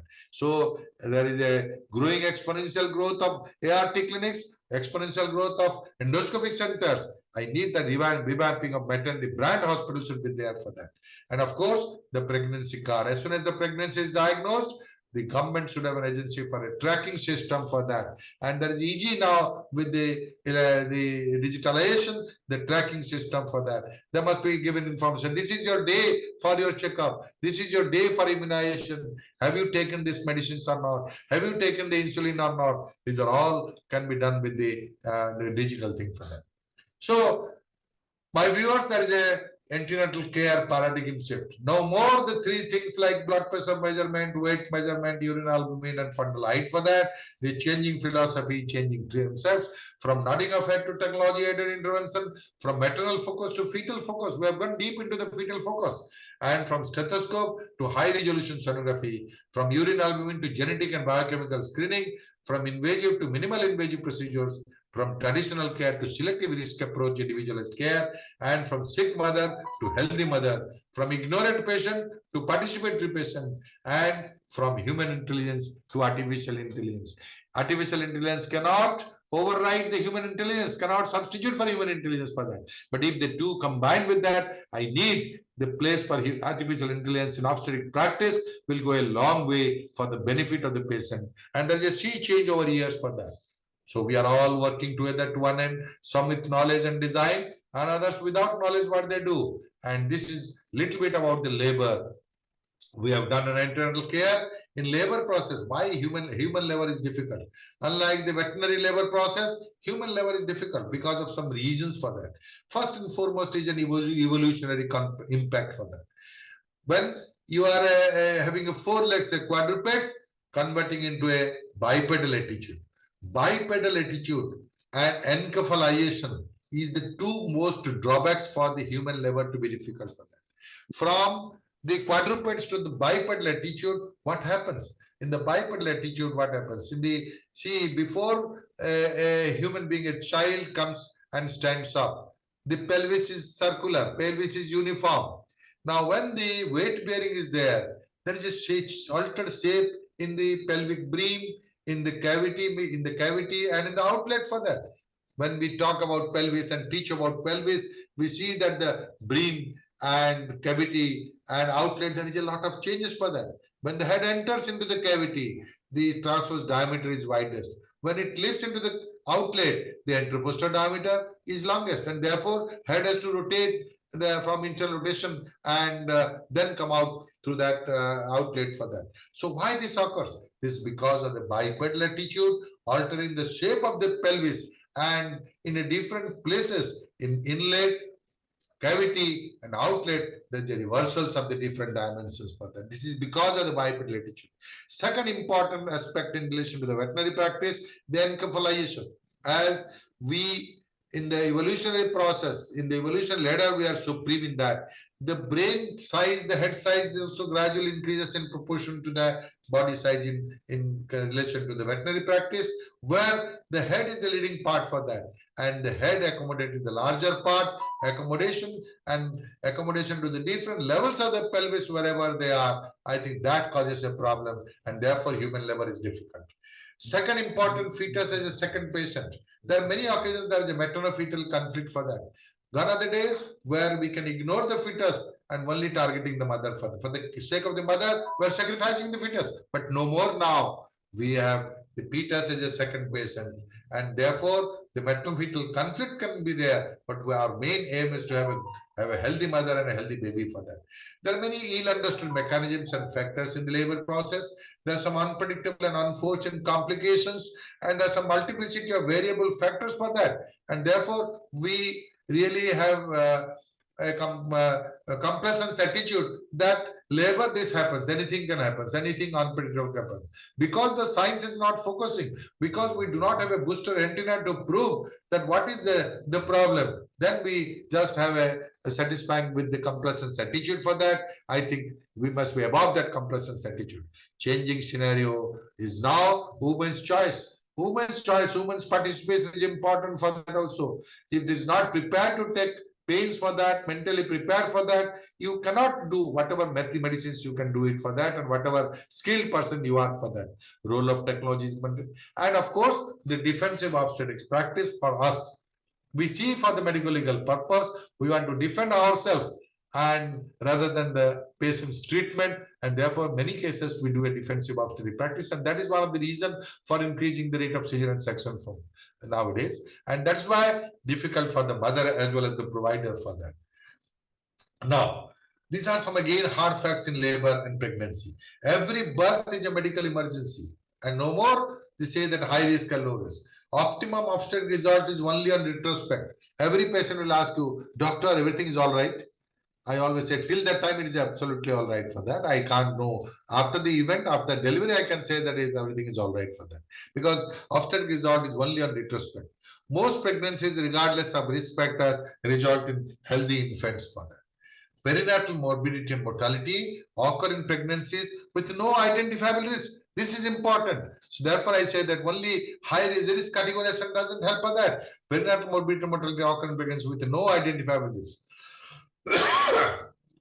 New factors may emerge unpredictably at any point of time. At any point of time, new factors may come out for that. And previous obstetric experience affecting the subsequent decision making, like obstetric bias, emotions, and apprehensions. These are all the human brain is there for that. Simple example I'm telling you, just you are going for a delivery and the baby is born, birth asphyxia, and we cannot revive the baby for that. In the coming week, suppose a patient comes again to your hospital and at 6 centimeter dilatation, light meconium stain, and head is below the level of the spine. You have a tendency that what is happened in the previous case, there was I couldn't save the baby, immediately decide for a cesarean section. That's wrong. So this is a fetal obstetric bias should be there for that. And therefore, this is there as a human being. I cannot say that this could not be there, but this is there with the emotions affecting that. But as far as possible, the bias and emotions should not determine your management protocol for that also, and decision for that. Pathophysiology is extensively studied, but least understood as far as the fetal factors are concerned. There is a wide spectrum of tests of fetal surveillance, but yet no single dependable test is there for that. Simple example I'm giving you. Fetal heart is 80 per minute, irregular, thick meconium stent like and baby is born, and Apgar score is 8 by 10. Another case, clear like and the fetal heart is absolutely normal, and the birth asphyxia. And how can we judge? So I see that yes, I presume that the stress of labor and the sustainability of the fetus to the stress of labor differs from one fetus to other. The fetal resolve capacity is different, which we do not know, and that's why one fetus survives, another fetus doesn't survive for that also. So fetal adaptation to stress is variable, and we find that there is a gender discrimination also. If the female child is there, they sustain much better than the male child. And fetal adaptation to stress is much better if a female fetus is there than the male. This much in our experience we know, but there are many factors which is there for that. And obstetric practice has been surrounded by moral, ethical, legal, and professional issues for that. So therefore, obstetricians is a unique species visualizing life and death at the same time, and therefore we cannot explain in terms of science, and therefore we are strong believer of destiny for that. And provider, last is the provider. We analyze ourselves, that we introspect ourselves what wrong we have done it. Because from physiologic to pathologic, eutosia, dystocia, if the provider is wrong also. Earlier we are telling the 3 P's, the power, passage, and the power, passage, and the fetus. This is important for the passenger. And now we add into these 3 additional factors, a provider, 4th P is also essential. So not only the passenger, not only the power, not only the passage, it is the provider which is abnormal, then the labor will be abnormal. So abnormality that can change from physiologic to pathologic, from eutosia to dystocia. So therefore, introspect yourself regarding the obstetric decision, obstetric skill, obstetric commitment, and last but not the least, I have already told about the luck factor, obstetrician's fortune. And therefore, if these 4 are there, obstetric challenges will turn into reality for that. Coming to the labor room, therefore, the hard facts again I'm reminded: obstetric emotions, obstetric bias, obstetric luck, obstetric promise, obstetric thoughts, obstetric identity, and obstetric addiction. These are all hard facts in the labor room for that. So masterly inactivity and watchful expectancy was there previously, but more of watch and more of action also is there for that. Therefore, it has changed from this to programmed labor. There's some adversities in a program. We cannot manipulate the labor process for that also, but we cannot prolong it for a long time also by inactivity for that. But ultimately, it needs a standard of care. Where from it will come? It will come from right decision. Where from the right decision will come? It will come from experience for that. And where from the experience will come? It will come from our wrong decision for that. And the message, therefore, the process of evolution towards positive direction. Amidst controversies, we reach at a consensus. We are fortunate and unique amongst medical fraternity because we are linked to process of creation and procreation. We are that category of doctors with the real human touch. We amalgamate art, science, and commerce, and therefore we will be the real winners. But now the present day obstetricians are at a crossroad. The obstetricians are criticized by government commission for performing too many cesarean sections and by the legal profession for performing too few cesarean sections. We are castigated for acting too soon on electronic fetal heart rate traces and prosecuted for acting too late on electronic fetal heart rate traces. We are criticized by women for making labor too regimented by the formulation of rigid protocols and chastised for making labor unsafe by failure to provide rigid protocols. And therefore, we cannot win. And therefore, many of the obstetricians have left obstetric practice and jumped into the newer gynecological practice like endoscopy and infertility for that. And this rate will go. I apprehend the future generation of medical faculty will visualize obstetricians as an extinct species standing with rusty forceps in the exhibition hall and museum next to Tyrannosaurus family in the Dinosaurus family, and I will designate them as a Homo obstetricus for that. But beware, we are obstetricians and gynecologists, we are not only gynecologists. The second part, the logy of gynecology, what are the things which is there for that? The focused areas on gynecology, as I've already told, that there are a lot of advances, adolescent, lot of segments, subspecialty, super specialty. Adolescent gynecology, infertility and pregnancy loss, menstrual disorders, preventive gynecology and screening, newer contraception, medical abortion, endoscopy and its spectrum, and imaging sciences. These are all focused areas, are all important. Operative gynecology, there is a changing trends. Urogynecology has become a really important part for that. Gynec oncology, organ preservation and conservative surgery, need for newer molecules for that. Midlife management, psychosocial issues, and end stage management. Because we from creation to cremation. So end stage important for that, and the midlife management and post-menopausal management for that. Coming to the gynecological surgery, past was a history, present was jittery, and future is a mystery for that also. And therefore, in the past, we see that cut and see. In the present, see and cut. But future, I will see. One will see in Great Britain, another will cut in India for that, another will cut. And the telemedicine will come out and telesurgery will come. Expanding horizons, only one is left to future. Delivering a baby by scope, is it possible? Yes, it is possible for that. Because we know the endoscopy, the mythology, Indian mythology tells that Arjun's reflection of water and sea attacks for that. Now we convert into Mahavir, theory of minimizing and maximizing, the Hanuman, theory of small size and maximizing. And therefore, when this will be there, enchanting a mantra, a 3 kg baby will be turned to 3 millimeter fetus, and we suck it through the hysteroscope, and outside we just enchant a mantra maximizing. The 3 millimeter fetus will be converted to 3 kg baby, and we'll hand over to the couple for that. And Indian mythology, this is very important for that.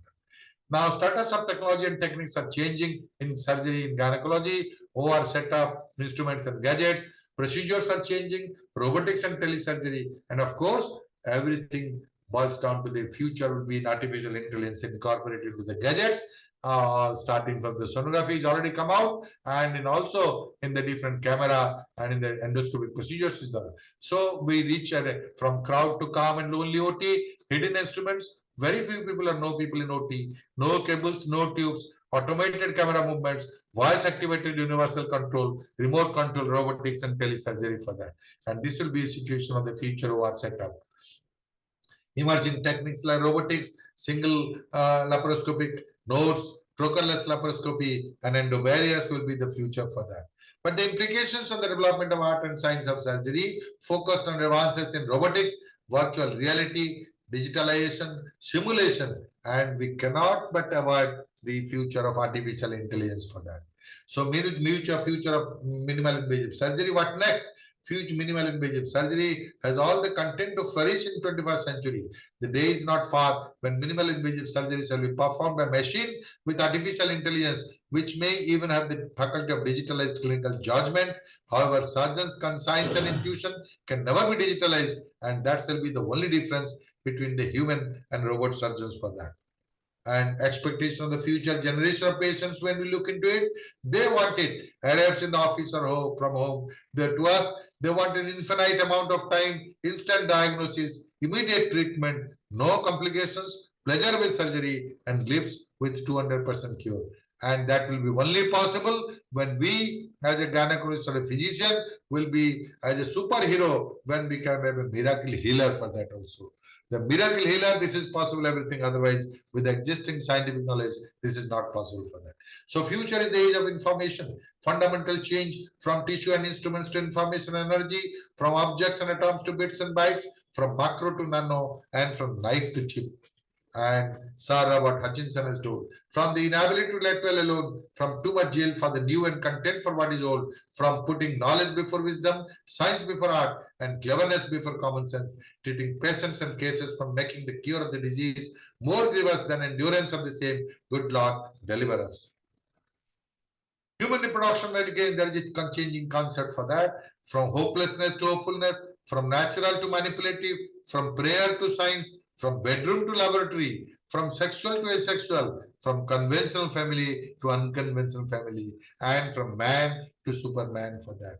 When we deal with this subject, again we'll highlight and detail everything on this aspect. Time doesn't permit me in this episode to continue all this. But the future is a designer babies, reproductive cloning, reproductive bazaar, and non-sexual reproduction for that. I quote Albert Einstein's told, I fear the day that technology will surpass our human interaction. The world will have a generation of idiots for that. And that is what is Albert Einstein predicted for that also. Now, this is all about technical skill. We are forgetting about non-technical skill. What we have not read in medical schools, and that is to be projected for that. The communication skill is more important. We have to be, communication skill is important as regards the future aftermath for that. Counseling methodologies should be different for that. Managerial skills should be there. We are in a hospital set up for that. Everybody, you are a leader and you should be a good manager for that. You should have knowledge regarding time management. You should have a very well versed with the stress management, finance management, interpersonal relationship, and balancing personal and professional life. This will have a separate episode. We can discuss more and more in depth on this particular aspect for that. But the thing is that what we have not read in medical schools for that. Only the etiology, pathology, diagnosis, differential diagnosis, and the treatment were limited for that. This is the new expansion for that. Sometime we can have a indifferent episode for that. The 21st century is the best of times if one considers so-called scientific developments, and the worst of times when one critically looks at human development for that. And this is true. And as a surgeon, as a teacher, I fully accept this. Again, I reiterate, again, many times I have told this also. It will take me 1 year to teach the trainee how to do the surgery. It will take me 5 years to teach the trainee when to do a surgery. But it will take me lifetime to teach the trainee when not to do the surgery for that. And that is important for that. It takes 5 years to learn and do the surgery, but it takes 25 years to say not to do the surgery for that. Evidence-based medicine and obstetricians and gynecology, search and research. This is a really, we are stressed because of evidence biased or evidence bordered or evidence-based medicine for that. Because research produces this. I'm telling few things about research in this particular episode. Half of what man knows today would be proved wrong in 5 years' time. But the problem with mankind is that they do not know which half it is. 35,000 research papers per month in the medical journals, but less than 1% of it is making any mark in advancing human wisdom. 99% is creating confusion among the practitioners, replicating what the advanced West does to publish surveys. Knowledge advances not by reporting known facts, but reporting false dogmas for that. And problem of research and evidence-based medicine, those who publish do not work and those who work do not publish. It's a global scenario. Many people also say that you are wrong by telling this. But again, I will tell that yes, there is a need. The message will be that the more trained academic trained should be there. The academic bent up mind should be there. There will be more for a research, not for the papers for that. If data have been cooked and the results plausible, there is no way peer review can catch the fraud. Arnold S. Raman, editor-in-chief, New England Journal Medicine, has quoted this. The greatest discovery of the 20th century has been the discovery of man's ignorance. Nature has its own reasons always, but our reason cannot explore them many a time. There are some limitations of science of research. We forget that there are limitations of science of research. Quoting this one, Nobel Prize was given to J.J. Thomson in the year 1908, showing that electrons were particles. His worthy son, in 1937, J.J. Thomson, again was a Nobel laureate, received Nobel showing that electrons were waves rather than electrons were particles. Both were right or both were wrong, I do not know. But both the father and son were the Nobel laureate and all that. So this is research and science. Human body is something special, and therefore there are limitations of research. Doctrine of probability doesn't work always. Laws of deterministic predictability doesn't apply. Predicting the unpredictable is a dangerous sequence. The only certainty that works in the human body is uncertainty for that. And another thing we always do with the control, normal man. Who is a normal man? Defining normal human being is another imprecise exercise in the present day medicine. Statistical definition of normal is mean plus minus 2 standard deviation in Gaussian distribution. 5% of normal population will be abnormal, so-called false positives. Results, there is a result of high-tech total body scanner. Out of 100 apparently normal individuals. Total body scanner high-tech has been done. And in normal people, we found 2,500 abnormalities detected without having illness. So who are the control for that? So therefore, all patients who are there for that, even if abnormality can be detected, they're apparently normal for that. There will be no well human beings at all. If one follow the modern medical and high-tech evidence, a well man would be one who doesn't see any doctor. When she goes to see a doctor to get investigated, she becomes a patient, and rarely ever does she have a chance to become well again for that. So evidence-based medicine has become evidence-modern medicine. It draws more controversies than consensus. Abundance and exponential increase in literature, statistical science prevailing medical science, and focusing on reductionistic science, shifting away from holistic science, genotype, phenotype, and consciousness. We know what is a genotype. We know what is a phenotype, but research will prove what is a consensusness. And that three interactions will give rise to a disease. And drug studies, authenticity, research frauds, emergencies, pseudo-academics, and confusion. Easy access to internet, but difficulty in synthesis and application is a real part for that. Problems in the evidence-based medicine again, problem of well-managed control, dynamic human body versus linear mathematical model, that is statistics, reductionistic biomedical model disease, organ-oriented rather than body and mind-oriented approach, research methodology, lacunae and pitfalls, discrepancy between in vitro and in vivo studies, animal model contemplating on human structure and function, de-emphasizing individual clinical experience, observation and intuition. These are all problems in that. Now, the last part, I will conclude with the key to be successful professional. There is every demand wherever I go, the gynecologists say that, sir, in your experience with that, we want to share from your thing how to be successful gynecologist and professor.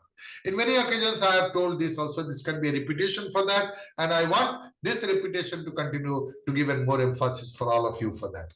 And I ask you one question, whether you want to be a man of success or to be a man of value or both.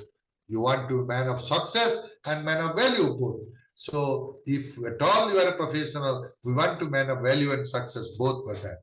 To be successful professional, what are the foundations? The basic foundation is a postgraduate training. I've already emphasized this.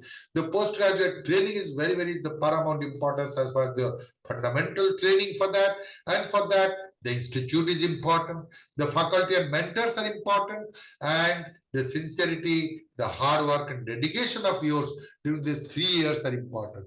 Whatever sincerity, hard work and dedication you have devoted during these 3 years, for next 30 years, you can be really win over the situation for that. So therefore, the basic foundation is a postgraduate training, a good mentor and a good institute is responsible for that, along with your dedication and hard work for that.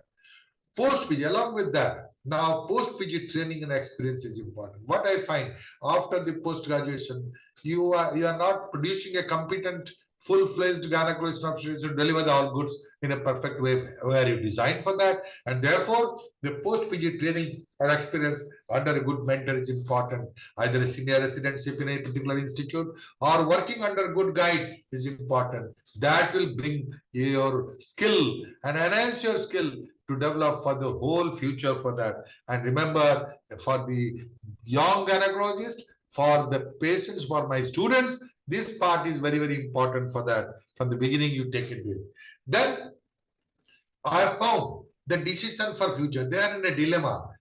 Suppose my student passed MD from my college, and there is always every student has a dilemma after that passing. See, after entering into the subject, they feel satisfied that yes, I have become a specialist on that. And after passing out, there is more of dilemma, more of challenges, what to do and what not to do. And many of my students ask me, sir, you give some tips. I cannot give tips to uniform tips to everybody for that. There is not a uniform standard thing tips for all of you for that. But decide yourself what you want to be. To be a general gynecologist and obstetricians or selecting a subspecialty. If you are selecting a subspecialty like a reproductive medicine or gynaecology, or there are various forms for that, urogynecology and everything. You mentally prepare yourself to devote whole of your time as a career fixing on that for that. Later on, you should not repent that yes, my scope is limited, I should have a general obstetric. There are merits of a of general obstetrics and gynecology. There are demerits of this also as far as the competency is concerned for that. So if you decide for a selecting subspecialty, you become from the beginning, you decide yourself that the whole of life will spend on that and improve on that. Training in different or if at all you are a gynecologist, a general gynecologist and obstetricians, at the same time, you are covering everything. And if you are covering everything, some sort of training in different subspecialties is important for that. Simply by passing MD is not sufficient for that. Basic requirement, you have some training in different subspecialty, apart from conference, apart from workshop, apart from scientific debate, scientific seminars for that, you should have a training for important aspect. Say for example, I've already told sonography is important for all obstetricians and gynecologists. Endoscopy is important for all gynecologists, particularly for that. And fetal medicine and the maternal health, maternal disease, I think the high risk pregnancy cases, these are all an important part for that. Reproductive medicine is an important part, urogynecology is an important part, gyneco-oncology is an important part for that. So a short course training on that particular aspect will really update you if you are decide to be an obstetrician and gynecologist general. And sonography and endoscopy, I have already told about the two arms of the professions. Then if you want to become a teacher, it needs a different involvement and dedication for that. You should, from the beginning, there are many students. I wanted to become a teacher right from the time of passing out for that. Because teacher is important. If you want to become a teacher, I think I will all advise you to have a very challenging situation more than non-teacher for that. Why? I say if you want a full-fledged teacher, teaching, you must be good at teaching. You must be good at clinical sense, the clinicians. You must be good in surgeons. You must be good in a vocabulary in transferring your knowledge for that. It becomes a all-round. I think all-rounder it should be there. And not only there are many teachers who are excellent surgeons, but they cannot teach well. There are many teachers who teach well, but they cannot do a surgery for that. But I want, if you want a real teacher, you should be an amalgamation of an excellent teacher, a prolific surgeon, and an astute clinician for that also, and ultimately a researcher for that. So these, I decide that if I want to become a teacher, then you decide whether you enter a government service for that, because you are not the deciding factor. There are many factors around you who will decide for that. Entering a government service, it's not bad. Rule on the government and give in a serve in the periphery in a remote tribal part for that. I have experience for 3 years for that, entering a government service. I think don't feel inferior that you are in the remote place, you are doing nothing but you can create everything for that. If you're interested, you can create, you can do all types of surgery in a remote places for that. That is my own experience for that. Some of you can enter a public sector, some of you can enter a private sector or a corporate hospital. Here the alluring factor is the money. And don't think that always money will pay everything for that, and don't sacrifice everything for that. You cannot be involved in a health industry. Maybe that you are in a health industry, but health services, bent up mind should be there for that also. And you are not the only deciding factor. Your family, your spouse and friends, if you have done a second blunder, your wife is a gynecologist or your wife is some other profession, a medical profession. I think you have to balance with each other, with the work and life balance, with the family and the profession and the spouse and friends. The need is to do there for that. You have a responsibility for your parents also. If your parents are sick, you cannot fly to London, America and leaving your parents for that also. That is another part for that. There are some people who do it, can do it, but many people cannot do it also. You have some responsibility for that, settling abroad for that. And believe me, I imagine my situation. I've got a lot of offers when I passed, and after passing also, I got offers from the various places like UK and USA, and even in very reputed center in the postgraduate center, in particularly in country like India also. But I have decided my theme in the future. Now there are two things I like it. I've decided that I will stay in my own home state. Second, I will make this state at par with all national and international standard for that also. So I have established in my own state, and till today, whatever I am doing it to propagate that, yes, I will prove that this center is one of the exceptional center in the country as well as in the international level for that. And that's why I'm struggling. I don't know whether I'm able to do it or not. But this is an individual temperament for that, but settling abroad for that. And of course, changing profession. Many people change the profession and go into another profession. One important aspect, when they fail in their profession, they change it. When they're very successful, they change it for that. And therefore, this is the decision for future in that changing profession for that. And to be honest, with a great, I think, expectation from all of you, I don't know whether you are happy or unhappy. And at this age, I want to experience along with that. I cannot leave my profession, but I want to make it a different experience on the profession and the politics I've joined. And almost this party has given me responsibility as the vice president of the party in the state of Odisha. I don't know what you can do it, but I have decided that I've entered politics not for convenience, not for comfort. I've decided that I've entered politics for commitment and conviction. And that is the rule where I'm really entering into it, but I cannot leave my own profession for that. This is just a sidewise I have told you, but you decide that whether focus on your profession first. I will all advise you that focus on your profession first. This you are a social leader, you are a public image, and therefore maybe that if God wants it, like me, God wanted it, I entered into it, but I will never miss my profession for that. I will never miss you. I will continue to do this webinar. I will continue to do this profession. I will continue to do the training as a mentor and mentee interaction for that. I assure you for that. But the basic need for a successful profession, what are the needs? Adequate knowledge is necessary. Will and skill is necessary. Sincerity is necessary. Hard work is necessary. Patience is necessary. Communication is necessary. Building rapport. Need of the patient rather than mood of yourself. Many people see, they decide that my mood is there. They govern by their own moods. The need of the patient is most important than the mood of the gynecologist for that. And above all, your personality development, you look at it. How to have a development of your personality in terms of anger, in terms of ego, in terms of complex, in terms of envy.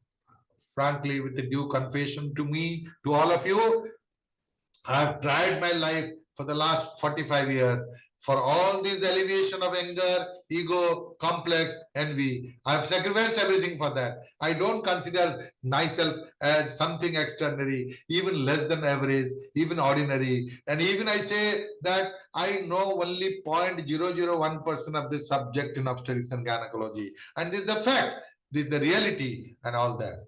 So interpersonal relationship, colleagues, seniors, juniors, other disciplines, paramedical and other staff, risk-oriented action, no risk, no gain. You have to take a risk. If you do not take a risk, no gain will be there. And of course, charity. Charity is inbuilt with many of you and all gynecologists. I believe that there is some sort of charity. But one message I will give it to the younger, the next generation, don't run after money. Money should run after you. If you don't run after money, money should run after you. If you develop your own personality, if you develop your own skill and will for that, and tips and tricks of medical legal eventualities, you do it starting from the record keeping to the rapport, to the communication skill, to the tackling of managerial skill, you can do it for that.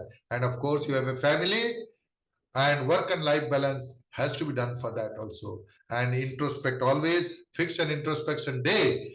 Or in a 1 week, for 1 hour, you think about it, what wrong I have done in this week. And just by thinking that what wrong you think, automatically God will give you what right you will do it in next week for that. And that is the thing which is there. So 2 determinants of success is there. A strong commitment and willpower should be there, and divine's blessing. If either is there, only one is there, you are a failure. If 2 are there, depending on strong commitment and willpower is there, God is there to give you blessings, and divine's blessing will come automatically. If these 2 will conglomerate, I think amalgamate, you are really a successful gynecologist for that and a successful professional. Knowledge is the process of piling of facts. Wisdom lies in their simplification. Great minds discuss ideas. Average minds discuss events. Small minds discuss people. We have a habit. When we are in a group, we discuss about people. These are all small minds. Forget about it. But average minds discuss about events. But always you discuss about ideas and you'll be great for that. And that is my advice for that. The last words, in spite of all adversities, it continued to be one of the best professions in all centuries, or obstetrics and gynecology. Past, present, and future. Amidst pains, pleasure is there. We are more ethical, more moral, more human. We're amalgamation of head, heart, and head. We're amalgamation of art, science, and commerce. And therefore, I'm sure we are the winners for that. And medicine is a science of uncertainty and art of probability. With the art of probability and uncertainty, we'll practice scientific and rationality in medicine, and we'll certainly be the winners for that. And lastly, I will advise all of you, all my students and all my grand students. When I entered into the medical profession, my teachers were telling, medical profession, read and read and read. It's very tough. If you read it, you can make it for that. Now in sensitization classes to my juniors, to my students and grand students, I reverse it. I said that read less, think more. Read for half an hour, think for 1 hour. Talk less, work more. Have will, update skill. Target scientific development and acquire human development. Then only you will have a pleasure in body, peace in mind, and bliss in soul. And that will be a really perfect human being in future for that. And it's not only a successful man of value, man of success will be there for that. Thank you very much, my viewers, my gynecologists, and my team, Juventus, for giving me this opportunity to ventilate within this more than 2 hours, whatever I know for that. Thank you very much. Thank you so much, sir, for taking your valuable time out and providing us with such an insightful and interesting session. Thank you very much, sir. Thank you, sir. Thank you very much, sir. Thank you. Are there any questions from the No, audience? sir. There are no questions, sir, for today. Oh, this is for motivational. Whether they are listening or not, I think they Yes, are sir. Yes, viewers. sir. I don't know whether I've motivated them or demotivated them for that, but I've just done my job. Absolutely, sir. I Please think stop we the are also. record. Tech support, please go offline. Sir, there are more than 150 registrations, I think, last when updated. Right, sir. So you have motivated me as well, even though I am not from Obs and Gynae department, but yeah, it was really interesting. So I now think that I'm going in terms of in line with the mystics. Right, sir. But definitely, sir, you have covered such a vast topic today. I think so. I think this is never covered in any of the books. I think that's the best part of it, sir. Thank you, Nilesh. Thank you very much, sir. Thank you, sir. Thank you. Thank you very much, sir. Thank you, sir. Let Goddess Durga bless all of you. Thank you very much, sir. Same to you. Thank you, Shubha sir. Shubha Vijay in advance, sir. Thank you, same to you, and same to everybody. Yeah, Thank you very much, sir. Happy Durga Puja, sir. Good night, sir. కొంచెం 2 గంటల